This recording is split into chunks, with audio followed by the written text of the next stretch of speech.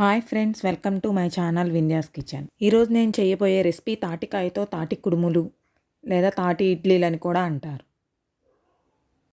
ఇప్పుడు తాటికాయను తీసుకుని తొడిమి తీసుకుని వీడియోలో చూపించిన విధంగా పైన తొక్క తీసుకోవాలి.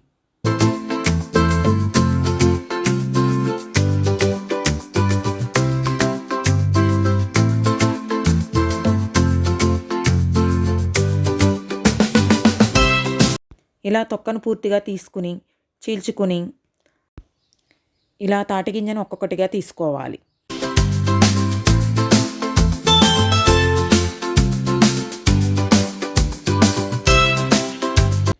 ఇలా తీసుకున్న తాటి గింజను తీసుకుని వీడియోలో చూపించిన విధంగా తురుముకొని గుజ్జు తీసుకోవాలి.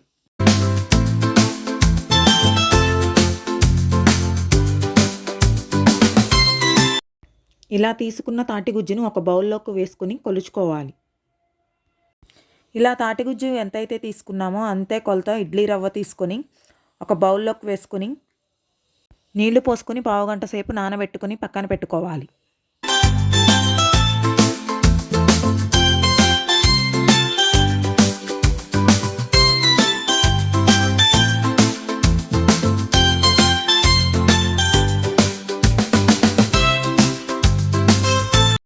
ఇలా నానిన ఇడ్లీ రవ్వను తీసుకొని ఒక బౌల్లోకి గట్టిగా నీళ్లు లేకుండా పిండుకొని రవ్వను వేసుకోవాలి.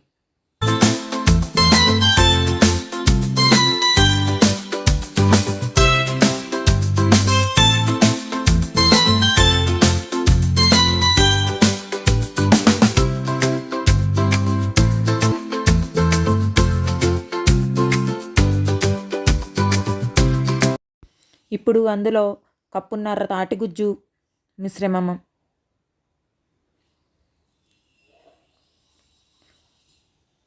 కప్పున్నర బెల్లం వేసుకుని బెల్లం కరిగేంత వరకు కలుపుకోవాలి. ఇలా బెల్లం కరిగేంత వరకు పూర్తిగా కలుపుకొని పక్కన పెట్టుకోవాలి. ఇప్పుడు ఇడ్లీ రేకులను తీసుకొని నెయ్యి రాసుకోవాలి.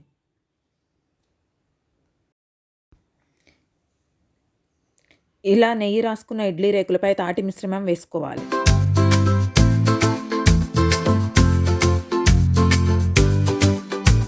ఇప్పుడు స్టవ్ ఆన్ చేసుకుని ఒక ఇడ్లీ పాత్ర పెట్టుకుని అందులో వాటర్ పోసుకొని తాటి ఇడ్లీ రేకులను పెట్టుకొని అరగంట సేపు ఉడికించుకోవాలి.